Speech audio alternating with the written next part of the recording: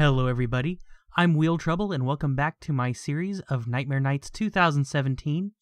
This, our third episode in the series, is going to be the Everyone panel, or the All Guests panel. Let's go ahead and jump straight into it. This is a longer one. I do apologize for the audio quality.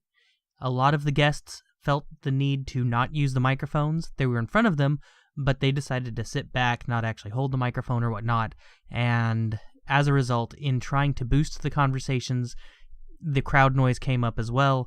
I tried to clear it up as much as possible, but I'm just apologizing ahead of time. Without further ado, the all-guest panel. Big round of applause, please, for Dusty Cat and all the other volunteers who are handing out question cards and pencils. Thank you, Dusty. All right, without further ado, I believe our guests are here. Is there anyone we're missing? Someone backstage, give me a thumbs up, thumbs down. Thumbs up, okay. Looks like we're about ready to get started. So without further ado, I'm just going to ask all of our guests to join us on stage and introduce themselves. So in no particular order, guests, please join me on stage.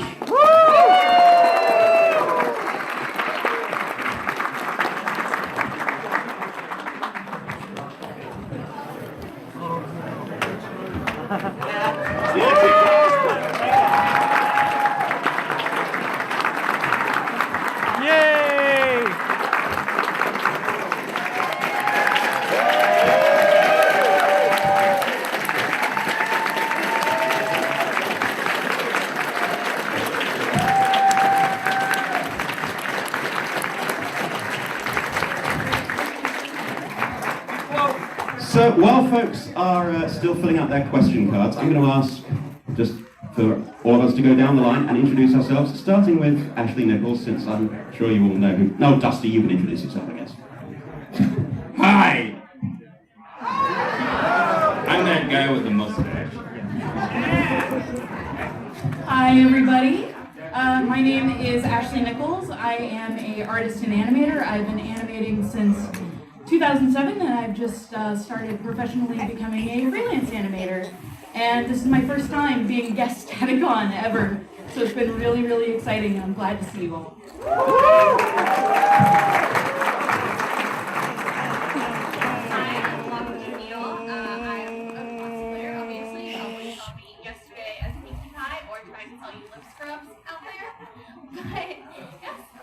Hello.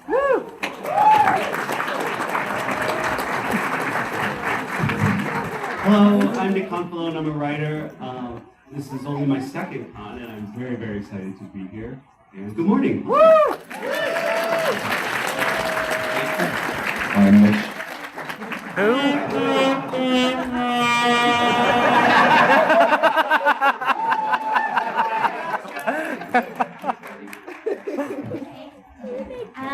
I'm Andrea. I do the voices of Pinkie Pie and Fluttershy on My Little Pony. Friendship is Magic. Pinkie Pie sounds like this. Okie dokie Loki. Fluttershy sounds like this. Yay.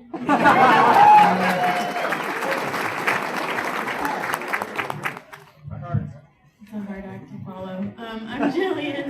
I am also a writer. I write for the show, and I write lots and lots of My Little Pony chapter books.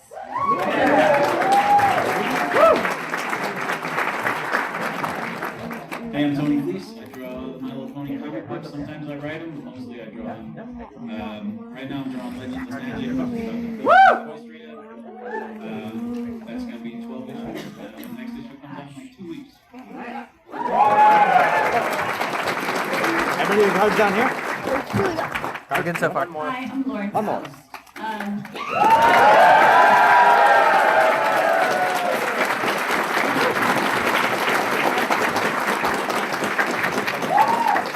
And yeah, I kind of started all of this.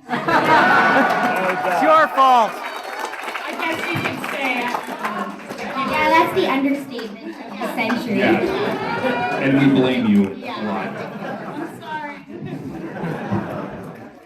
Hi, I'm Shannon Chan Kent, and I sing for Pinkie Pie, And I also play Silver Spoon.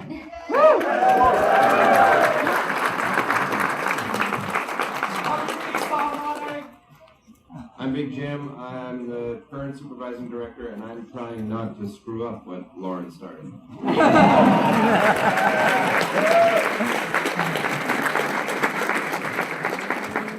name is Samantha, or Jada Jim. I draw a lot of pony stuff. I do a lot of work for conventions, including this one. I did your con cover. I don't know what's on the screen. Potato. Never mind. There was like, yeah, I drew all of us. Isn't it realistic?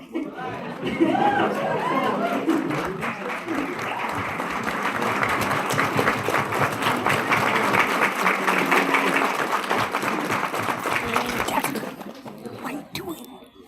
Hi, Toby.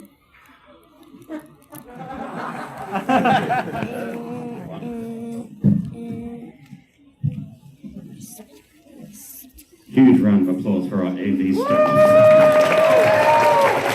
Now, in all seriousness, they're working very hard. So, let's get this going.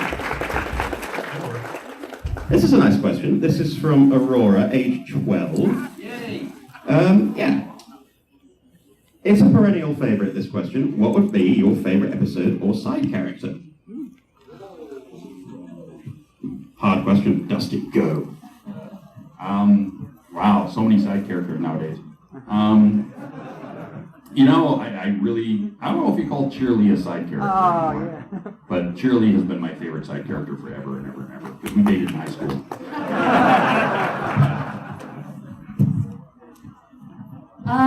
Gosh, that's a hard question. I think my favorite episode would have to be, I forget the title now, which, I'm sorry, Mitch, it was one you wrote. The one with Moon Dancer. Because I really love that episode because as somebody who has a lot of the same social anxiety and issues as Moon Dancer, I felt it incredibly relatable, so it's one of my favorite episodes by far.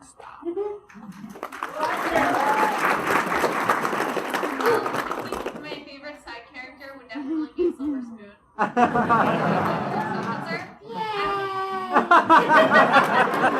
don't know, she seems like such a genuinely good person who has to deal with some terrible people, and I relate to that. So maybe I'm also a terrible person. I like Silver Spoon. I relate to the terrible ones too. I think my favorite episode is also a Mitch. Kissing up to Mitch today, huh? It's the season 2 opener. Yeah. It's very fun. And favorite side character is another terrible one, Lightning Dust. My favorite episode is Best Night Ever. Ooh. Yeah. And my favorite side character is Fluttershy.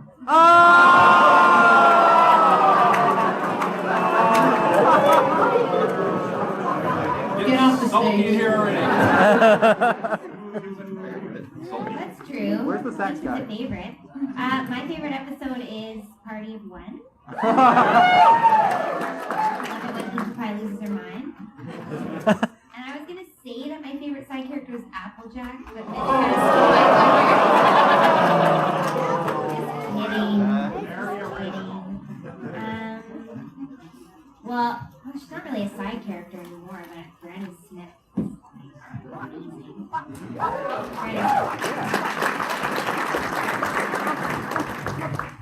I was gonna say Party of One. Is that it? Oh, that's one of my favorites. And then my other favorite is Cutie Mark Chronicles, because I like when they're all my favorite side character currently is Trixie, because she's just so much.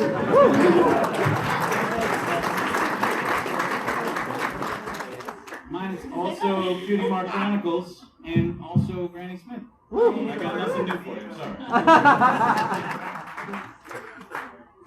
My favorite episode is also a Mitch episode.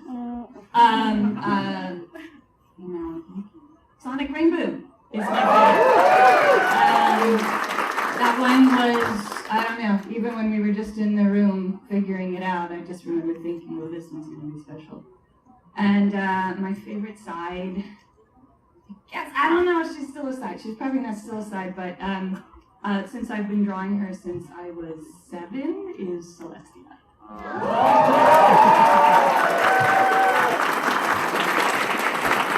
My favorite is Cutie Mark Chronicles. And I would have to say my favorite side is Diamond Tiara, because without Diamond Tiara, there probably wouldn't be Summer Spin. And Trixie. My favorite's actually from this past season, Perfect Pair.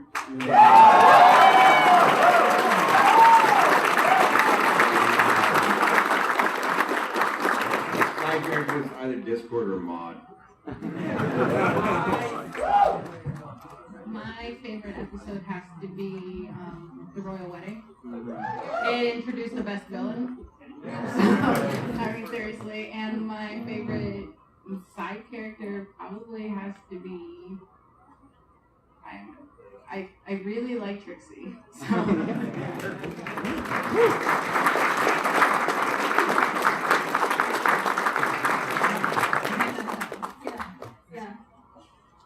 So we have quite a number of questions in here for Lauren. There are going to be other panels with our guests, so if we don't get to your question here, we will try to get to it at a different panel. Summing up quite a few of them into this one here. Dear Lauren, you are a pioneer and a revolutionary, and God bless you for that. That's from Jacob. Wow. So, I think speaking for a lot of people here.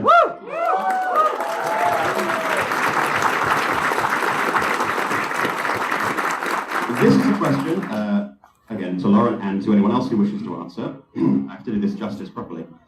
Young girls need more positive role models in show and cartoons. MLP showed it was okay to be smart, determined, creative, ambitious, etc. What do you see as the largest obstacle to getting broader female representation in developmental shows like these? And what do you see as a possible solution? You know, the biggest obstacle is, oh God, there's just so many.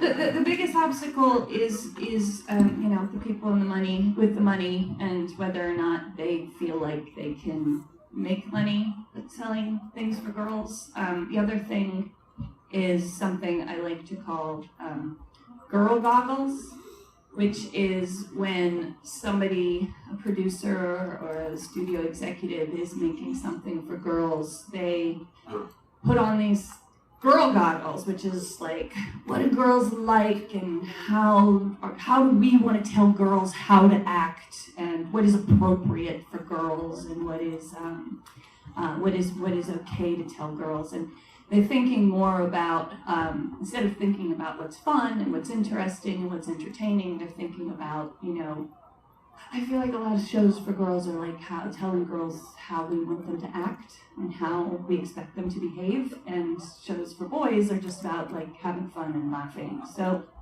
you know, the biggest obstacle is the people in charge. You know, is a girl show profitable, and are they wearing girl goggles? And you know, I think the solution is to, you know, people who are passionate about making things for girls and making them good, to just never give up. And, you know, and for fans to be, when they see something for girls that they like, to be supportive, to be vocal, to not be afraid to like something for girls. To not, and you know, somebody tells them that they're dumb or they're stupid or they're not manly because they like something for girls, you know, tell them to shut up.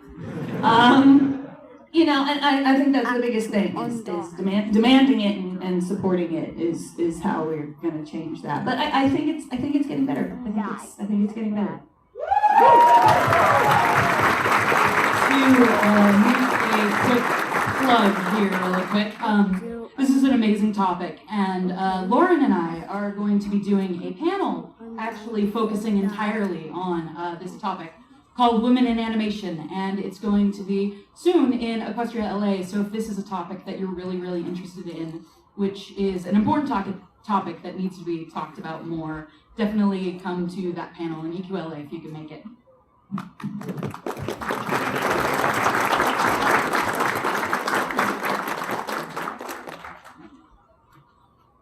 Question for Mitch here. When is the Pennyroyal Academy movie coming out, Larson?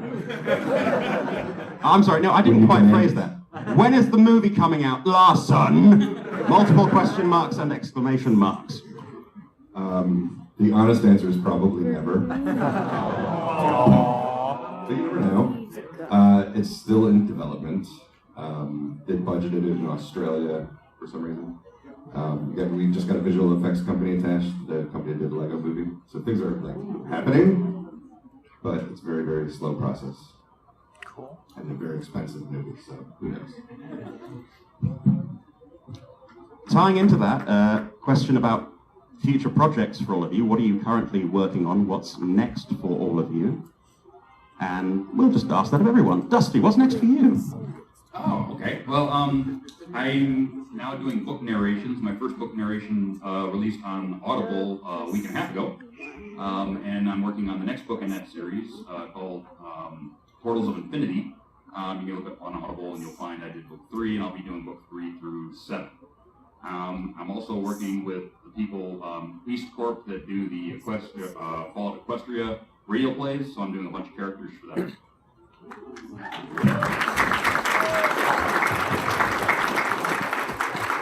So I've been doing a lot of freelance animation lately, and so I've got a lot of big projects and that coming up. But what I'm hoping to do, with the help of a lot of friends at a certain animation studio, some of you may know, is get a portfolio and reel together to hopefully start applying for animation jobs at real big animation studios in the actual industry, which is terrifying to me, but I'm excited. So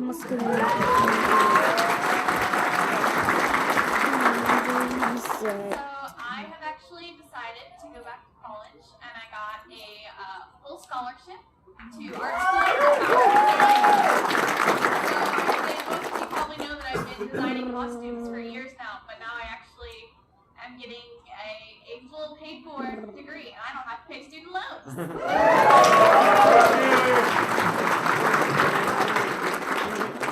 I've been having to answer this question by saying, I don't know, just this and that, but about a week ago it was announced, so I can talk about it. I'm story editing Equestria Girls YouTube series.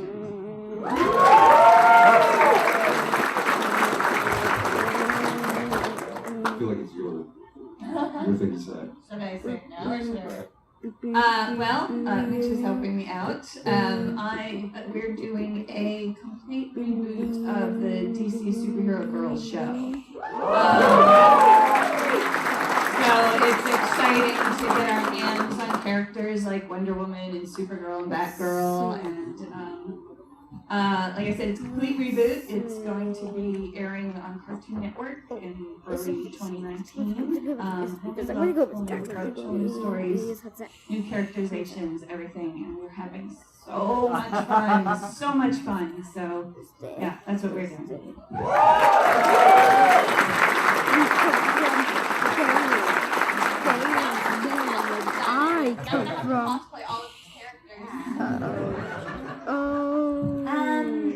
There's a new show on Netflix that I was a part of. It's called Super Monsters.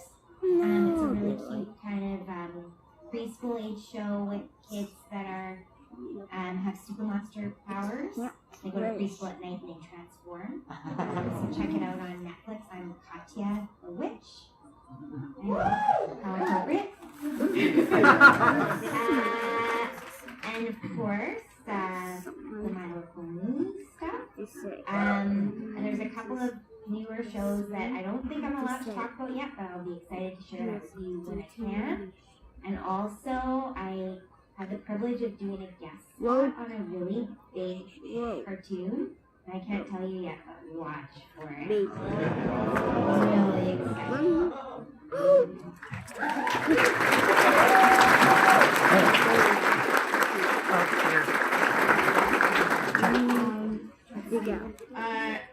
I've got a couple episodes coming up in next season of Pony. And I also did a ton of Equestria Girls shorts for YouTube. Which is going to be really cool. And I wrote on the new preschool show, but I don't think I'm allowed to say what it is yet, because I'm haven't seen anything about it. But it's really cute, and I'm super excited for that to come out. And I'm going to start writing a new personal book during National Novel Writing Month. So hopefully it goes well. And that's what I got going on. Yeah.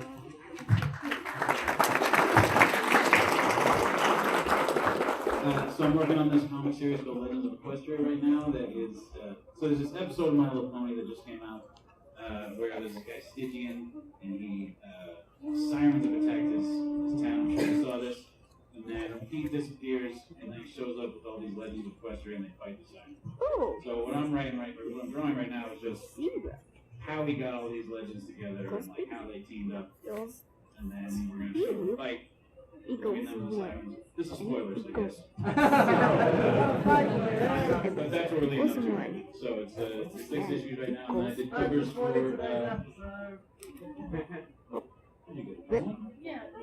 Oh, go ahead. What's happening? Oh, we're going in the next Drawing one. from Jack, who's 8. Where's Jack?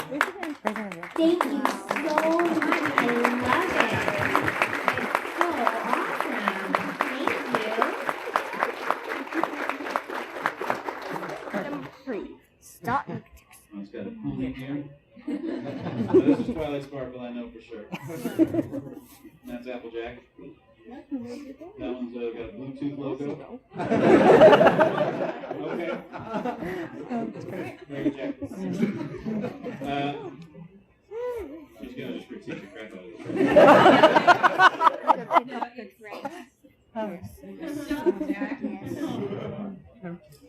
Also, I did covers for the movie books that are coming out that Julian wrote.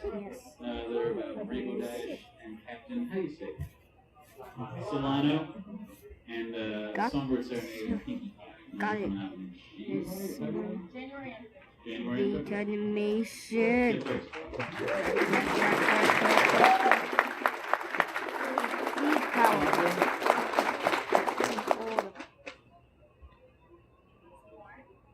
You know, I'm good. I am currently working on a show also for Netflix called Beat Bugs. It's season 2, and we get to sing Beatles songs. I can't say who my character is yet, but it's really fun and exciting, and also working on a few things that I can't share with you, but it will be out soon, so that'll be very cool. I am also working on a new TV show for the CW called Life Sentence, and that'll be out February. So tune in to CW.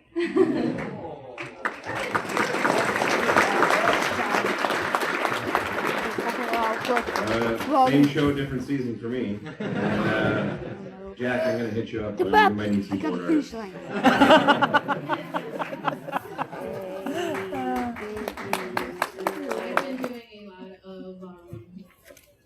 Drawings that doesn't involve me, so I got recently into Dungeons and Dragons. So I've been doing a lot of like little comic, like one-off, like stupid little comics that has happened in our sessions, and I just post them up online. I've gotten a lot of comments, good comments about them, and I've been having fun with that. So I want to just like hopefully try to make more, make it a webcomic, make it have a following with that.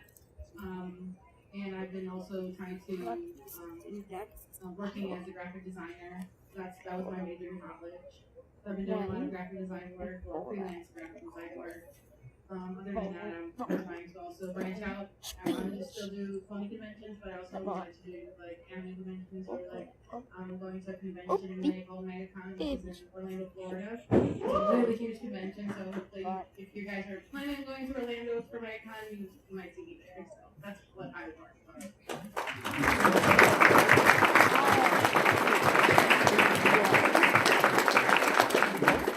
This is a question for the writers here, but I'm going to open it up to anyone on the production staff. For which episode did the fan reaction most surprise you? Let's keep it positive. For which episode Did the fan reaction most surprise you in a positive way, and why? Almost there. Silence. Trying to think of positive ways. Or do you consider death threats positive? I think my answer would be Cutie Mark Chronicles, just because I think it was the first episode of TV that I worked on where there was any fan reaction that I knew of. I was so used to just writing things and like even my mom wouldn't watch them. And then to have people like looking at it and studying the way it worked and reacting to some of the jokes and things it was kind of amazing to have people actually respond to it. Yeah, it doesn't matter if the reaction is good or bad. It's just like amazing that someone's reacting at all.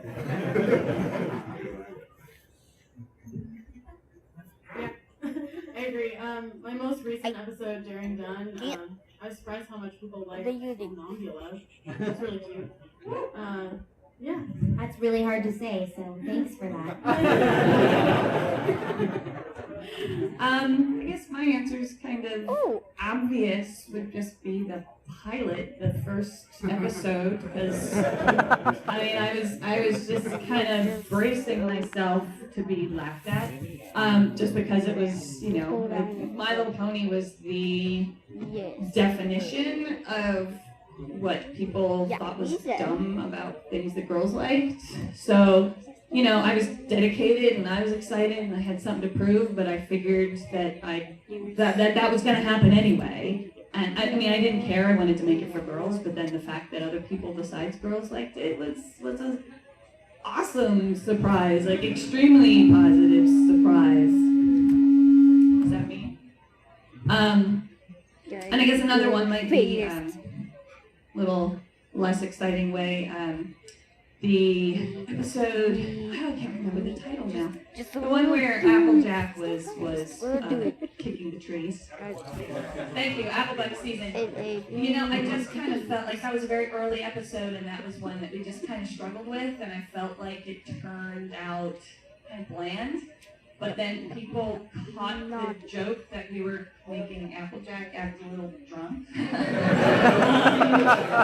and really liked it. Like that one, I was a little kind of cringy on, but then people really liked it because they caught that joke. So that was a nice surprise as well. Nightmare Moon forever. Yeah. I guess going back to Perfect Pair, I was, because it wasn't a particularly funny episode, just nervous that people wouldn't react to it as strongly as they did. It was really gratifying that people felt the emotional connection on that one, because we worked really hard to try and make it special, and the fact that you all felt it was special was very satisfying.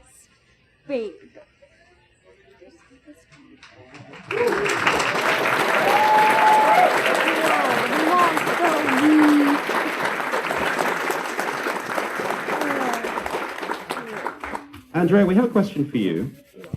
How did you go from a degree in civil engineering to voice acting? Yes. It's a traditional question. I started acting when I was really young. I was 6 and I did some on-camera and I did voiceover when I was a kid and teen.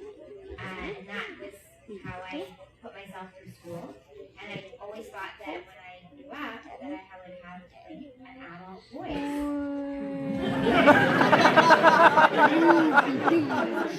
That didn't happen. Nothing changed. Oh my gosh, I never I'm got being taller. sick. And my voice didn't change. No, it's a gift, right? It's amazing.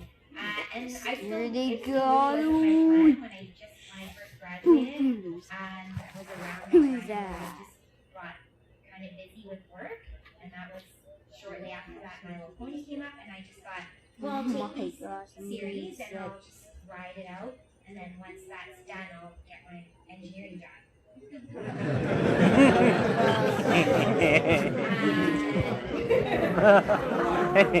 So now I forget all my engineering skills, and so it'll be hard to transition back into that. But you never know. But I've been really, really lucky, and and still working for the past, what's been a long time. So yeah, I'm really grateful.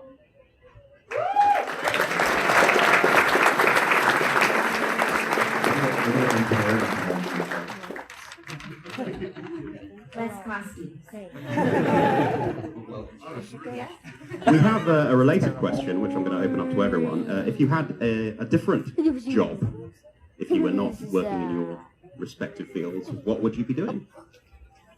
I have a similar story. I was pre-med in college. I was like, I'll take that mom and dad, I'll take the MCATs after I move to LA. Just give me like a couple months. Don't know why I was spending all that money. I was actually nearly a veterinarian. Literally the only reason why I'm an animator now and not a veterinarian was because the line to get into the program was going around the entire campus, and I was like, I'm not standing in line all day, I'm going home and drawing. So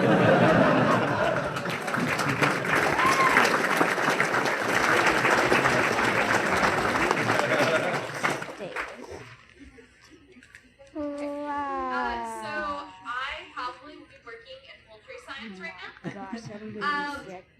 It sounds weird, but I would probably be raising chickens and focusing on genetics. That was my original major in college. I went through animal science for 3 years. And I stopped because it broke my heart to see animals in pain, and I was just like, I just want to just be around chickens. I don't want to see them like being turned into babies. I don't. That's what I want to do. I just want to hang out with chickens all day. Where's Scootaloo? Not change that, but it's like just so weird because I sat next to a poultry scientist on the plane on the way down. Yeah. You're like freaking out on my question. Yeah, I know. It's just, but I've never met anyone in that field, and it's just crazy to me. I have a whole library full of like poultry science textbooks in my house that I can go out and look for again. Can we change what this channel is about right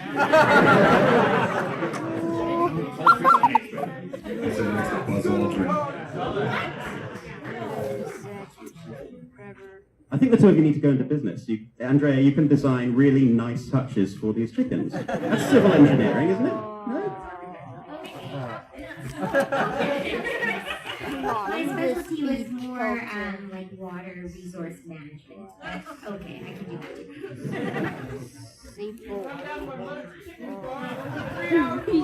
too. Anyone else want to take a crack at that, or shall we move on? I was briefly studying genetics in college, and I was tempted to go that way, but I dropped out instead. If I could do any other job, it would be hire a millionaire.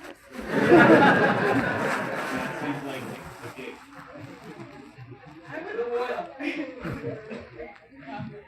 I was gonna say that I would be like an event or party planner, but that doesn't seem as cool as all these.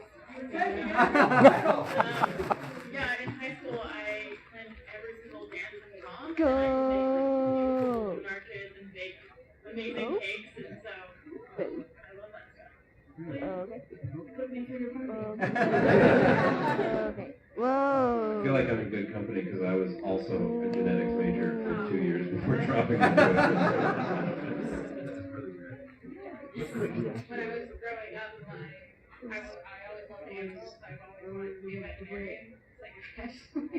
Yeah, veterinarian squad. So my mom always like helped out. Like, oh, she got me a bunch of like veterinary books. I was 8 years old.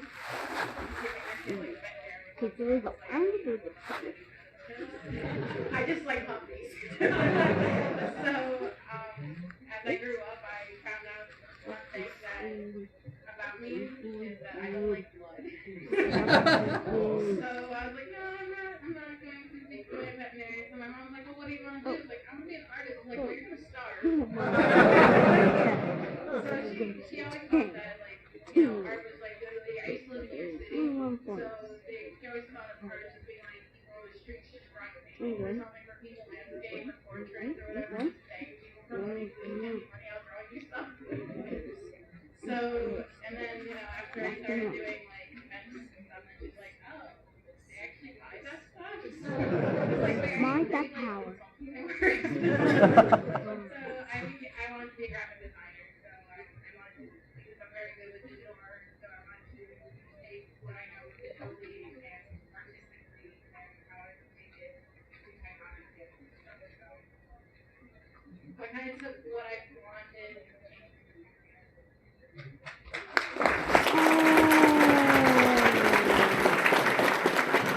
My answer is totally boring, but I suppose I can echo what other people said here. I had an interest in animals. Poultry engineering! No, I had an interest in animals, but I didn't start down that path, so I don't know specifically what it would have been, but that's, I felt like the calling I didn't follow. But also to echo, like, the thought of having to, I was interested in biology, but like the thought of having to like dissect things. It wasn't that it was gross, it's that it was Playing cool, is so good. I knew that would bother me, so I did art instead. I feel like a lot of creatives in the industry are like scientists who just kind of gave up. We're just too silly for science. I come from a long line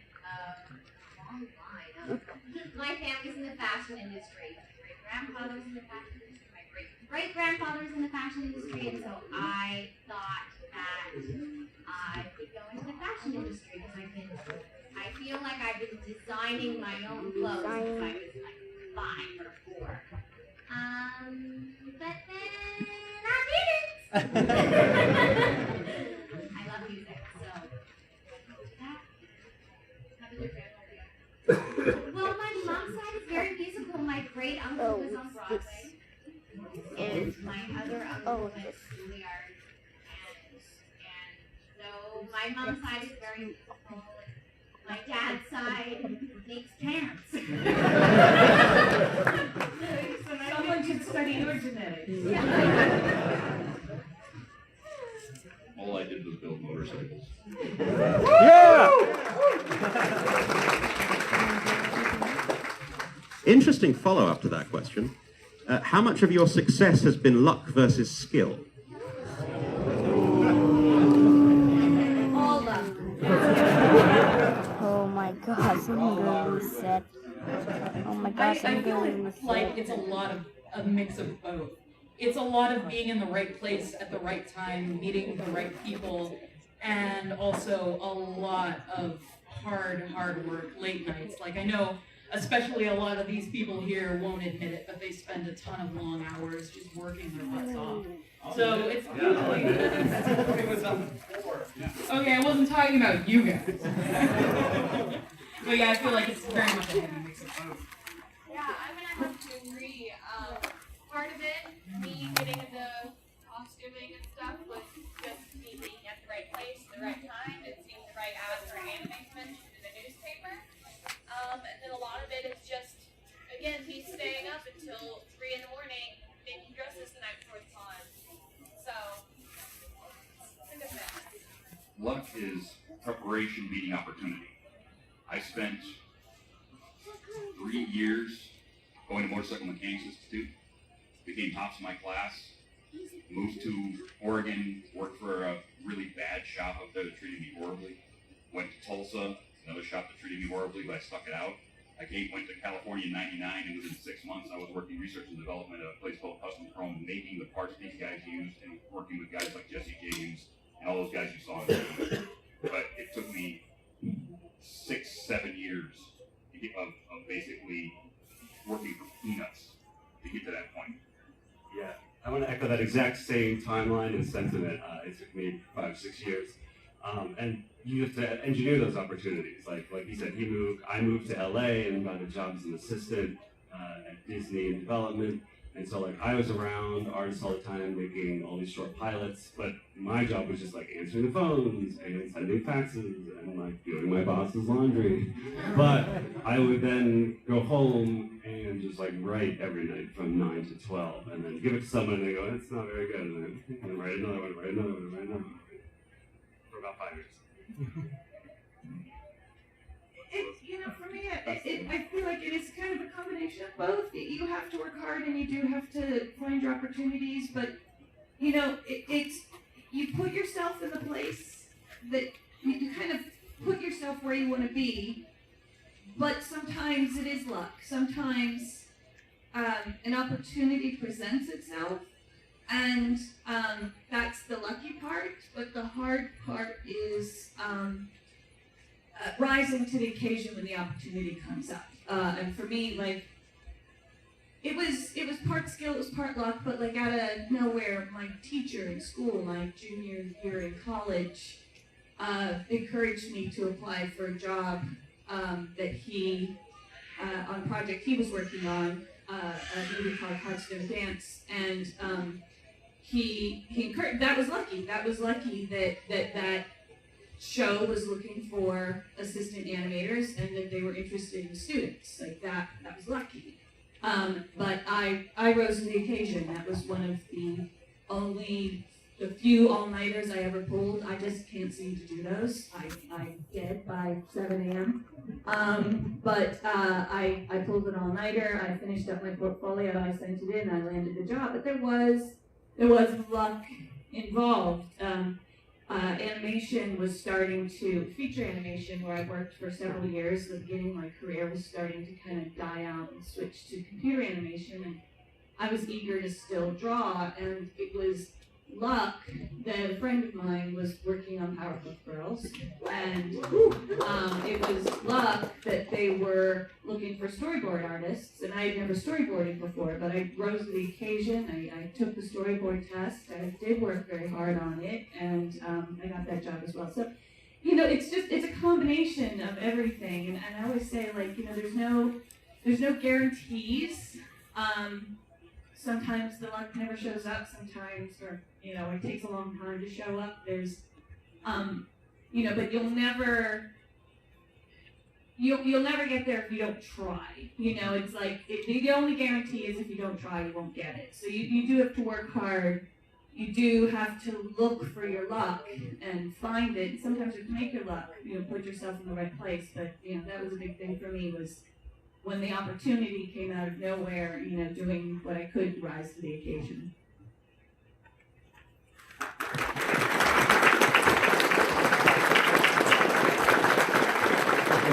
follow up on that, I think luck will get you in the position, but you will make sure that you stay there. Luck ain't gonna carry you through that job. No. So you gotta have a good work ethic and be willing to make sacrifices to advance. I think for me and Shannon, like for being an actor, it's very, like, casting is very subjective. And all kinds of things can happen when you're doing this making process. But as everyone said, we do work really hard, and you are rewarded for that. You always have to be prepared. Part of it is having a reputation for being on time and professional and working really hard and just being the best that you can be, because that's all you can do. Then at the end of the day, whether or not you're going to get a job is someone else's decision. And it could come down to, they're down to a couple of names, and it could be like a disagreement in the room, and then they go with one person just for like a small difference, right? And you just never know. But like Jim said, like, to keep working and to stay in the room, you have to make sure that you're the best that you can be, that you can do the best job. It's hard being an actress. You're just always trying for things. You're always putting yourself out there. And you never really know what your next job is going to be, if you're going to be able to pay your bills. We don't have any kind of guarantee for anything. Even on a show like My Little Pony, our contract is episode to episode. So nothing is guaranteed. So you just have to kind of be independent and just put it on yourself and say, okay, what's the best job that I can be? Prioritize it. If you have an audition the next day, then you have to set aside time to prepare for that and put it on yourself.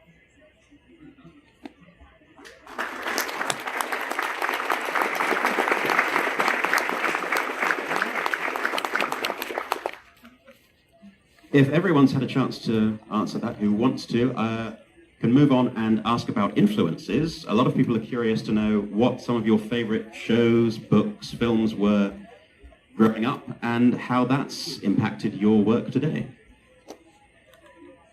Growing up, every single Friday, I was really addicted to Cartoon Fridays.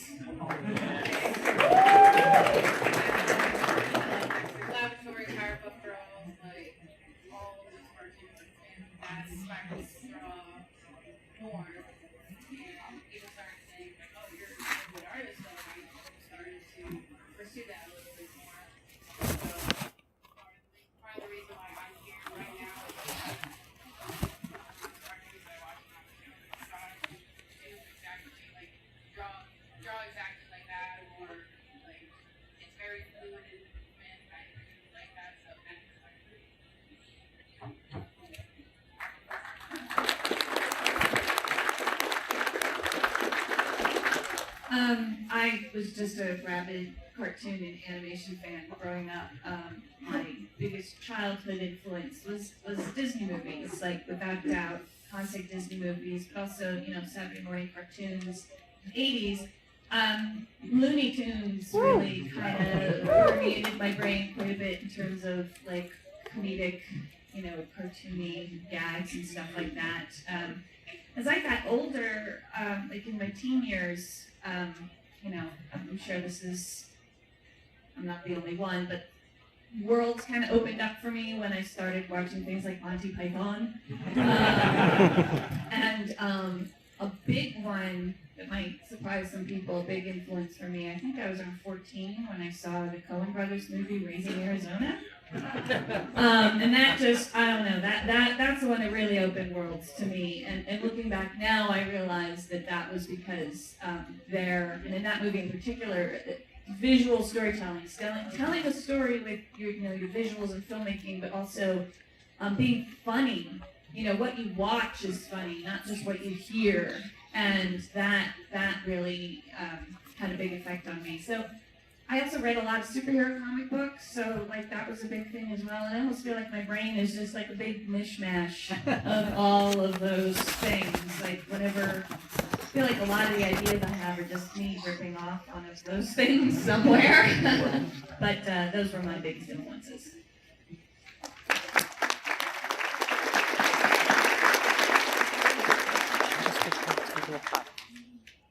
Brady Bunch, Jeffersons, Saved by the Bell, Cheers, just sitcoms.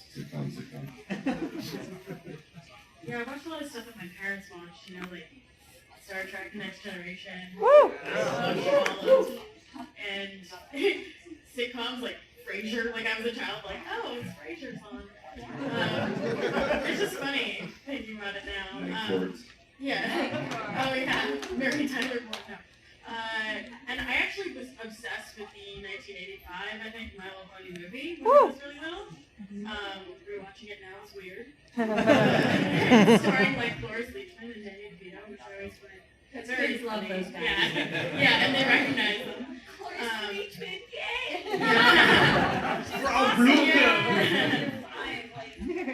Yeah, I know, it's so funny. And of course Disney movies, but it's no surprise to anyone that I was a huge bookworm. So I also would read the Hans Christian Andersen fairy tales with my favorite Disney movies. And my parents encouraged that because they're really dark. And it's kind of fun to read them and then watch it. I highly recommend reading The Little Mermaid. I just read it again. Yeah. I had a lot of the same things everyone else did, but for some reason I watched a lot of Johnny Carson and old Don Knotts movies, the Three Stooges. For some reason I know a lot of old stuff way beyond my generation as well. I think living in Canada and having weird TV channels that were looking to fill blocks of programming time and just put whatever they could get on there. Like a real product of my generation, I think. And sort of came up in the 90s, so I like the 90s Marvel comic books and image comic books and 90s Don Bluth movies. Those are the ones that I feel like had an actual effect on how I draw and how I make things. But then the influence for me seemed to just keep going. Whatever I fall into every day, I have an Amazon one-click issue where I just click things. So I'm always running into a new thing that's going to influence me for the next week. Yeah. What is it this week, Tony? I bought this gigantic book that we had Even Earl that did all the backgrounds of Sleeping Beauty. And he also wrote poems. The poems not as good as the paintings. Super good. So if you have $300, I recommend it. No, I echo that. Ivan Gross is amazing. Ivan? It's Ivan, yeah. I think. He's amazing. Check him out. I'm pretty much the same as everybody else here. Lots of Disney movies. I was raised by my grandparents, actually. I call them my grandparents. even though they're my actual parents. They were in their 50s when they got me. So they raised me on a ton of Looney Tunes because they loved animation. They weren't animators or into the industry or anything themselves. My grandfather was just always fond of it. But I think the number one show that I could pinpoint that really got me going with storytelling and drawing and animation, oddly enough, was Danny Phantom. Yeah, Danny Phantom's in here. I don't know why that show just stuck with me and has stuck with me ever since. Even if I haven't looked at the show in like 3 weeks, I can reproduce a complete show-accurate picture of any character. Like, it's crazy. I don't know what it was, and you know, sometimes that just happens. Something just clicks with you, and it gets those gears going. For me, I grew up in a very like Southern Christian household, so I wasn't allowed to watch cartoons because my mother said, "Is the devil trying to corrupt you?"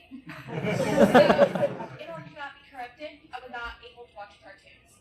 So I did go to Disney World once, and I really wanted to be a Disney princess character, and that didn't happen. I didn't get very far in an audition for Alice, but it just didn't work out. So I'm now doing what I want to do and dressing up as characters and pretending to be them. It was a little different when I'm a little older. I grew up with Sid and Marty Krofft, Lidsville, Sigmund and the Sea Monsters, Wonder Bug, and all that live action stuff you saw on Saturday morning TV back in the 70s. And I actually grew up with like the first generation of Japanese animation, which was brought over. Speed Racer, Kim of the White Lion, Battle of the Planets, all that stuff, which was redubbed by Sandy Frank, and that's where I really got the bug for voice acting. Because a lot of the radio personalities, DJs, were actually doing voice acting for those shows. And that's where I sort of got a lot of my comedy and a lot of my voice acting wants was out of those really, really old shows. I feel like I can pinpoint a lot of my tone and genre stuff that comes from like 80s sci-fi, like Back to the Future, yeah, a lot of Robert Zemeckis stuff and Spielberg stuff. Yeah, Zemeckis is awesome. Yeah, and like Goonies, and Ghostbusters, and all that whole world, like up to like Honey, I Shrunk the Kids, like that kind of sci-fi that's really fun and cheeky, but also really tight. And that sort of like forms a lot of stuff I know. We've got a question here for Jim and for Lauren. Question is the most challenging parts of overseeing the show versus the most fun parts of overseeing the show during your time on it. So the most challenging and the most fun? Yes. Yeah. Well, the most challenging was that I was so far away from everybody. You know, it was being made in Vancouver, and I was in my home office in Los Angeles. So I just wasn't, you know, where you could usually, you know, walk down the hall and talk to the art director about how, you know, this change this, or, you know, oh, this needs to be a different time of day. It's like I had to, like, write emails about it, and I didn't have the kind of support that we usually get on, you know, Hasbro was new to all of this, and things just weren't quite set up normally, so I had to do, on top of the revisions and the direction and the notes, and I had to do time-consuming things like, you know, scan my own artwork and write up my own notes, and usually there's somebody to bring the write that down for you, so it was just really time-consuming. It was also literally twice as fast of a production as what we used to, like down in Burbank. So it was very fast. I was very isolated, and I was just had a little bit more on my plate than I didn't quite have the support I needed.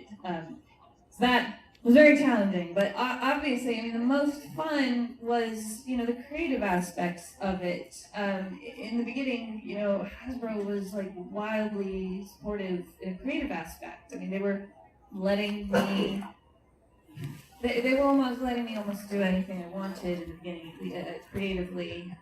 They took this property that was so valuable to them and let me completely reimagine it. Without a lot of obstacles.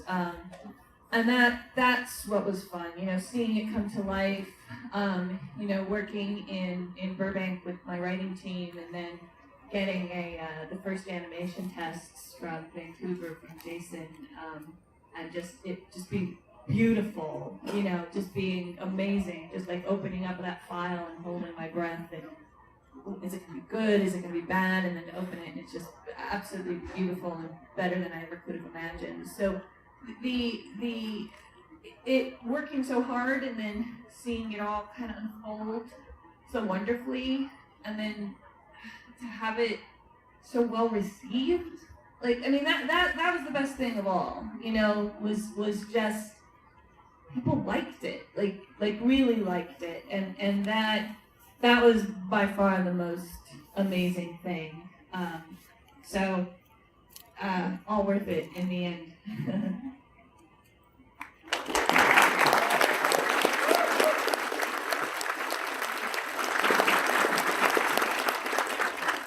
For the current production, aside from me actually being in Vancouver, it's not a lot different. The speed of production is bonkers, and the toughest part is having an answer when you need to have an answer. We need to know what we're doing right now, so you better have something, and then just maybe not having enough time to fix something that you know is a problem, and it has to go out the door the way it is, that's a real kick in the butt. Yeah, that never stops. No. When you have more time, that still happens. That's just TV. Right, and well, I think it's just art. I think what's the quote? The art is never finished; it is abandoned. Yeah. It's exactly. it's the same thing. It's not so much in TV production abandoned as much as wrenched from your hand. Yeah. So that's really hard. And having it go on the air knowing that, that could have been better, or we should have fixed that, is tough. But it's also gratifying when you know something's wrong and no one sees it. No one comments on that was a problem. My husband won't watch old Powerpuff Girls because he just sees notes that he wants to call now. And, these episodes are like almost 20 years old, and he's like, how did I not see they painted Buttercup's dress blue? Like, how? it drives him bonkers, so he doesn't want to watch it. Well, we look at these things millions of times and think, we catch a lot of mistakes. I'm sure you guys do too. And then it goes on air and there's something absolutely glaring that, why did we not see it? We looked at it 700 times and it's right there. And these guys caught it in 2 seconds flat. Oh, I have a question here. What's been one of the most enjoyable experiences working on the show, and why? But it sounds like for you, Jim, the most enjoyable experience is having the audience point out all of those errors that don't get caught. You love that, don't you?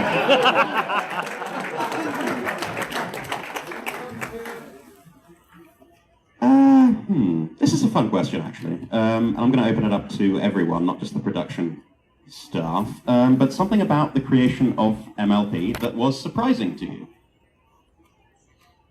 that you just did not expect, aside from perhaps the creation of the fandom. And of statement, like just the fact of it. Just something that was surprising to you. Dragon Ball Z fight. I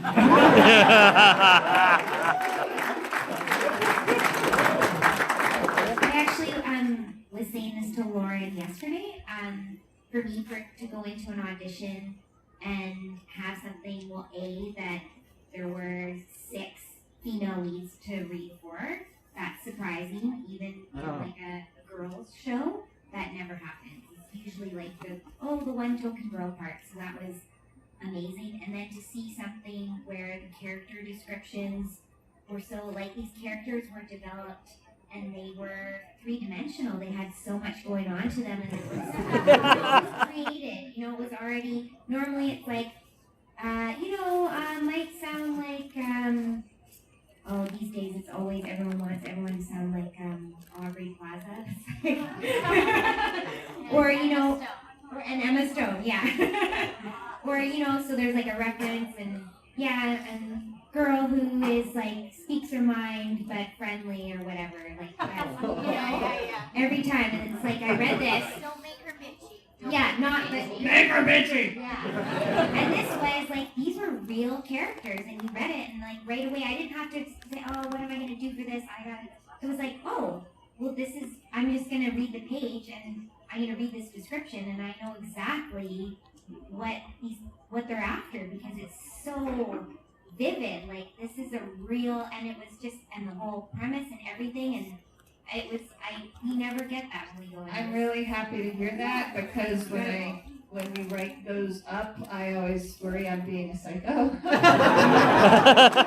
gosh, I wish. I'm like, oh my god, I'm being so specific, they're gonna hate me. Like, this doesn't even make any sense. Well, I wish more would be like that because most auditions are just shot in the dark. It's like, oh, we want, girl part. So Yeah, we see it, you and us, we see it's like, it's this famous person means this famous person. That's all you get. And it's like, those people, and they could be opposites. They're opposites, or they're people who they don't have any kind of character. Like, there's nothing about them that is, maybe they're visually interesting, but you're doing it with your voice. A mix between Ellen Page, Aubrey Plaza, and Emma Stone. Yeah. Three entirely different women. Not to mention, half the time we don't go in the room. We're doing it on our phones, and so there's no one to tell us what they actually want or what their real vision is. So, but that was surprising. Just getting that audition for My Little Pony. Bring people in. I'm getting so excited having worked on the previous generations, thinking, look at this. Like, these are real characters. These are all female characters. Like a whole different world. Like, like real storylines. We're not just gonna giggle the parade, for 22 minutes. So that was Boys are so funny.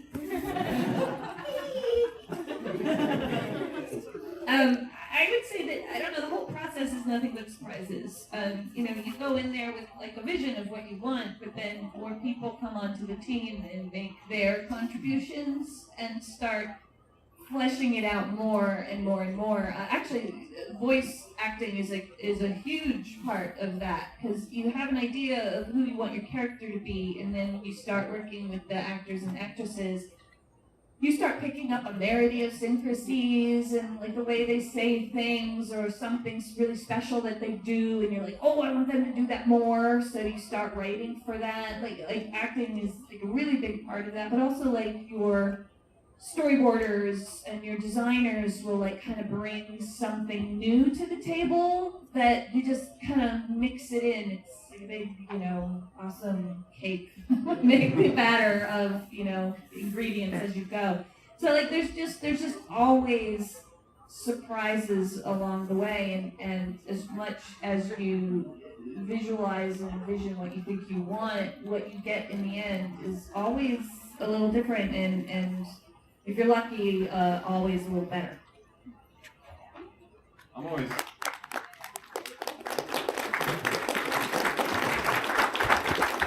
constantly surprised that things get done to such a high degree of quality. There's so many opportunities for things to go horribly wrong.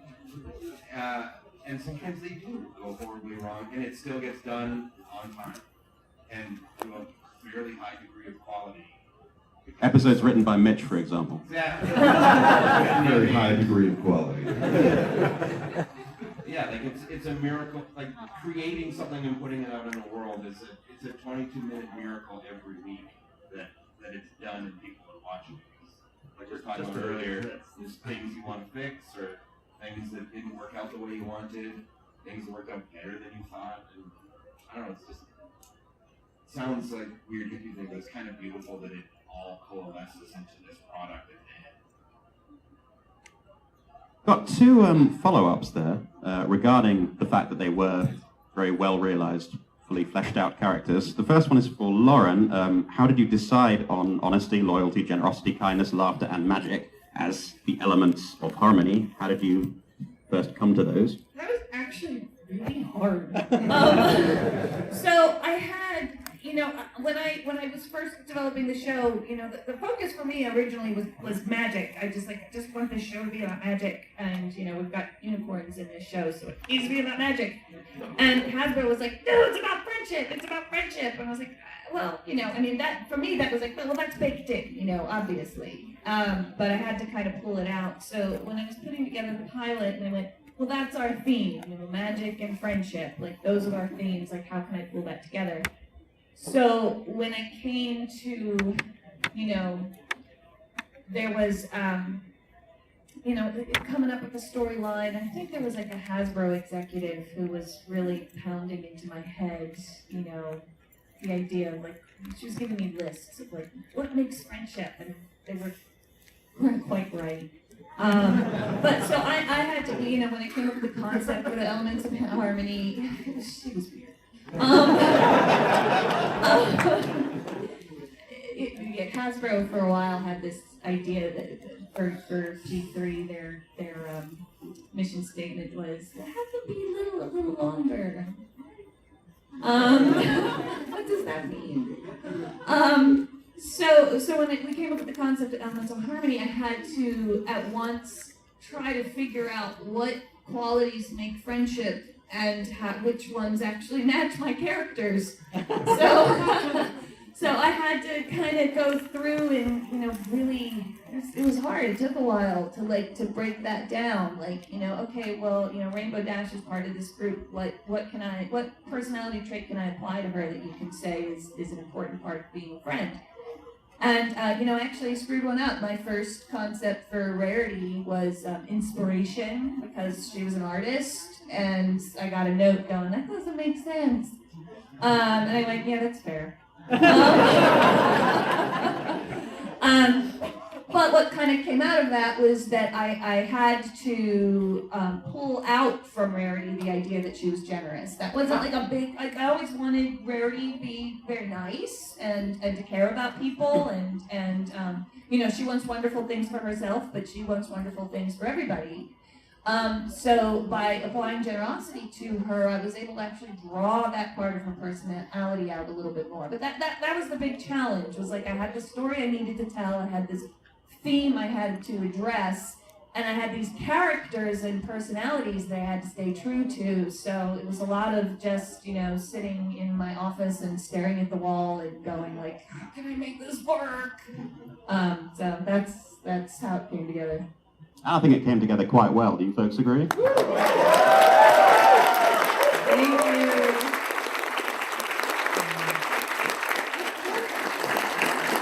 Second follow-up there is for Andrea Libman. Of those 6 characters, obviously you voiced 2. You voiced Pinkie Pie and Fluttershy. The question here is from Tyler, so he's the one to blame for it. If you had to voice either Pinkie Pie or Fluttershy for the rest of your life, only one of them, who would you choose? I also have to abandon my normal voice? Like I can Yes, you may only speak as one of these for the rest of your life. Well, it would have to be Fluttershy just for longevity. That's a trick question.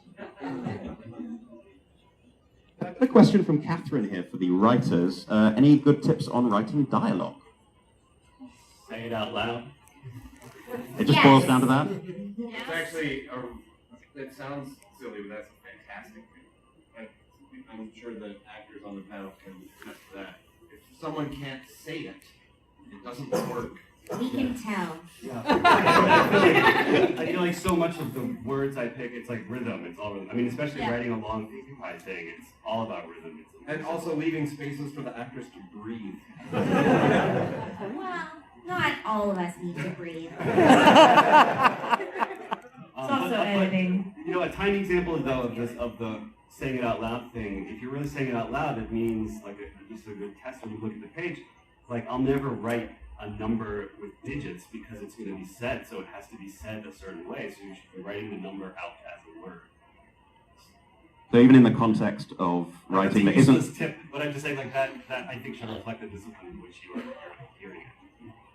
And that's applicable even in the context of writing that isn't necessarily meant to be performed. If you're writing dialogue in a short story or a novel, it's still best to sort of say it out loud to get a feel for the flow of it. Especially because I've been finding like I read to my son every night and I can feel the difference between like a Roald Dahl book where he's a poet and a book that someone just turned out pretty quickly. Or doesn't have that really. Yeah. Also, don't try not to. It's a personal pet peeve. Have all the characters like constantly refer to each other by their names. Like, yes, Andrea. No, Jillian. No one talks like that. Okay, Andrea, let's go. Like, yeah, we know. Okay, Tony, you know, like. Good tip, Jillian. Yes, thank you, Jillian.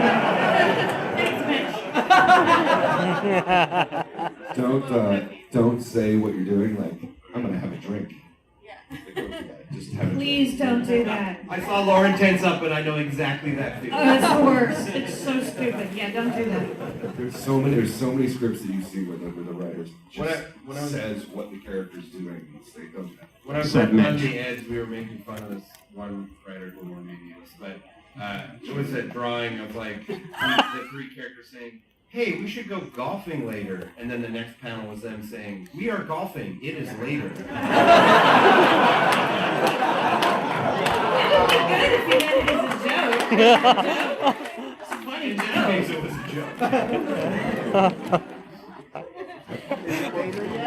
That's so long. Foley thinks that you should also be careful if you're speaking in first, second, or third person voice. Foley thinks that you should really pay attention to that. What does Foley really think? Foley thinks that this panel is just about ready to wrap up. So if our guests have anything else they would like to offer, bearing in mind that if you didn't have your question asked, we're going to have some more panels later today and tomorrow, featuring our wonderful guests of honor. Also, I believe there's an autograph session next, so if you have things you want to get signed or things you want to give to our wonderful guests, that's a good opportunity. But any final words of wisdom, folks?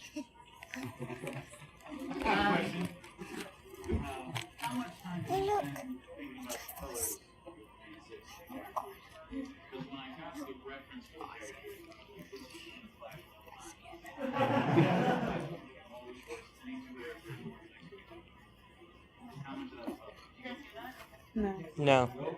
The question was from Tony, I believe, on how Lauren came up with the colors. Yeah, he said how much time did I spend coming up with the colors for the characters? Okay, so I got two parts to this answer. One is I literally, for the basic color palettes, yellow or pink or red or whatever, I referenced my favorite ponies from when I was a kid. So I started there. But in a weird way, it took forever and it was really fast because I just stole the palette that I created for my Galaxy Girls series, which I actually spent months on putting those colors together. I'm not a colorist, so it was really hard. So like I spent a lot of time working through the colors for those characters, and then I had like 3 seconds to color the ponies, so I just went, all right, well, I know these work together, so I'm just going to use these. So it took forever, and then was also really fast. My Little Pony, color is theft. It's not theft if you steal from yourself. Good point, Darcy, thank you. Well, can we get a huge round of applause, please, for our wonderful guests? That's our panel. The charity auction will be in here at 2 o'clock. There is an autograph session now with many of these folks. Please go forth and enjoy the con. Thanks for sticking around. That was the all-guest panel. We will see you next time in episode 4 when we get to meet the writers. Wheel Trouble out.